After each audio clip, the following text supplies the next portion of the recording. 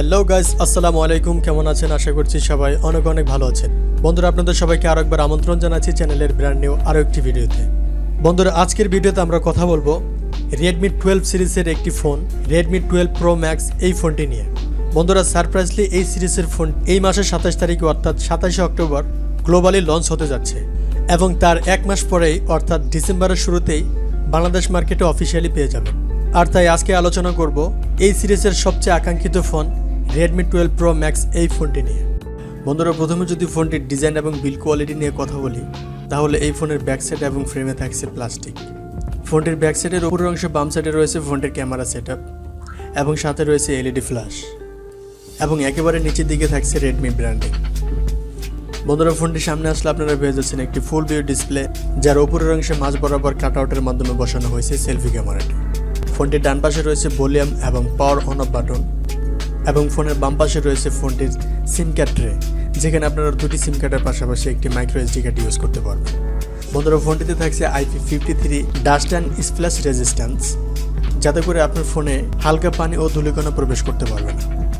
So বন্ধুরা, এবার কথা বলবো ফোনটির ডিসপ্লে প্রসঙ্গে। বন্ধুরা, এই ফোনে থাকছে 6.67 ইঞ্চির একটি সুপার অ্যামোলেড ডিসপ্লে। বন্ধুরা, এটি একটি 120 হার্জের রিফ্রেশার যুক্ত ডিসপ্লে, যার রেজুলেশন 1080x2400 পিক্সেল। বন্ধুরা, এই ডিসপ্লেতে রয়েছে 395 ppi ডেন্সিটি। ডিসপ্লেটি অ্যামোলেড এবং 120 হার্জের রিফ্রেশার হওয়ার কারণে যে কোনো কন্টেন্ট প্লে করলে কোনো রকমের শার্পনেসের ঘাটতি পাবেন না। বন্ধুরা, আরও রয়েছে 1200 নিটস পিক ব্রাইটনেস, যার কারণে আপনারা সরাসরি রোদের আলোতে ইউজ করতে পারবেন, কোনো রকমের ব্রাইটনেসের ঘাটতি পাবেন না। বন্ধুরা, ডিসপ্লেটি প্রোটেকশন করার জন্য রয়েছে কর্নিং গোরিলা গ্লাস 5, তার মানে বুঝতে পারছেন ডিসপ্লে কোয়ালিটি কতটা ভালো।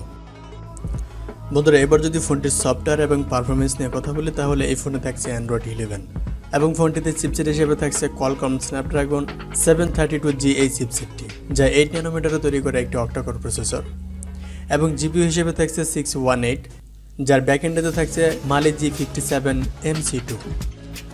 বন্ধুরা, আপনারা যারা গেম লাভার, তারা এই ফোনটি দিয়ে আপনারা যে কোনো লেভেলের গেম হাই সেটিংসেই খেলতে পারবেন, তাতে কোনো রকমের ল্যাগ বা ফ্রেম ড্রপ হবে না। বন্ধুরা, এবার কথা বলবো ফোনটির ক্যামেরা সেকশন নিয়ে। বন্ধুরা, ফোনটির রেয়ারে থাকছে 4টি ক্যামেরা, যার মেইন সেন্সর হিসেবে থাকছে 108 মেগাপিক্সেলের একটি ওয়াইড সেন্সর এবং সেকেন্ডে থাকছে 8 মেগাপিক্সেলের একটি আলট্রা ওয়াইড সেন্সর এবং থার্ডে রয়েছে 5 মেগাপিক্সেলের একটি ডেপথ সেন্সর এবং সর্বশেষে রয়েছে 2 মেগাপিক্সেলের একটি ম্যাক্রো সেন্সর। বন্ধুরা, এই ফোনটির ফ্রন্টে থাকছে 16 মেগাপিক্সেলের একটি সেলফি ক্যামেরা। বন্ধুরা, ব্যাক ক্যামেরা দিয়ে আপনারা সর্বোচ্চ 4K তে 30 FPS পর্যন্ত শ্যুট করতে পারবেন। বন্ধুরা, এই ফোনটির কানেক্টিভিটি হিসেবে রয়েছে ওয়াইফাই, ব্লুটুথ, জিপিএস এবং এনএফসির মতো সব ধরনের ফিচার এবং ইউএসবি হিসেবে থাকছে ইউএসবি টাইপ C 2.0 পোর্ট। বন্ধুরা, এবার কথা বলবো ফোনটির ব্যাটারি সেকশন নিয়ে। এই ফোনে রয়েছে 5000 mAh এর একটি ব্যাটারি এবং চার্জার হিসেবে রয়েছে 67 ওয়াটের একটি ফাস্ট চার্জার। বন্ধুরা, এই ফোনটির স্টোরেজ ভ্যারিয়েন্ট থাকছে দুইটি, 6GB RAM 64GB ROM এবং 8GB RAM 128GB ROM। আর এই ফোনটি বাংলাদেশ মার্কেটে প্রাইস হতে পারে প্রায় 30,000 টাকার মতো। সো বন্ধুরা, এবার কথা হচ্ছে এই ফোনটি এইরকম বাজেট পয়েন্টে কেনা ঠিক হবে কিনা। বন্ধুরা, এই ফোনের বিল্ড কোয়ালিটি এবং ডিজাইন যথেষ্ট স্মার্ট আর চিপসেটটি অনেক শক্তিশালী এবং এই চিপসেটে আপনারা যে কোনো লেভেলের গেম হাই সেটিংসে অনায়াসে খেলতে পারবেন, তাই বলা যায় এটি একটি গেমিং ফোন। আবার এদিকে ক্যামেরা সেকশনও অনেক ভালো। গেমিং ফোন এবং অন্যান্য ফিচার বিবেচনায় এই ফোনটি যদি 30,000 টাকা বাজেটে পাওয়া যায়, তাহলে কিন্তু অবশ্যই কিনে নেবেন। সেক্ষেত্রে এই ফোনটি ভ্যালু ফর মানি ডিভাইস বলা যাবে। বন্ধুরা, আজকের ভিডিও এই পর্যন্তই। দেখা হবে পরবর্তী কোনো ভিডিওতে, সে পর্যন্ত ভালো থাকবেন। আর বন্ধুরা, ভিডিওটি যদি ভালো লাগে অবশ্যই একটি লাইক করুন আর চ্যানেলে নতুন হয়ে থাকলে চ্যানেলটি সাবস্ক্রাইব করে পাশে থাকা বেল আইকনটি বাজিয়ে দিন।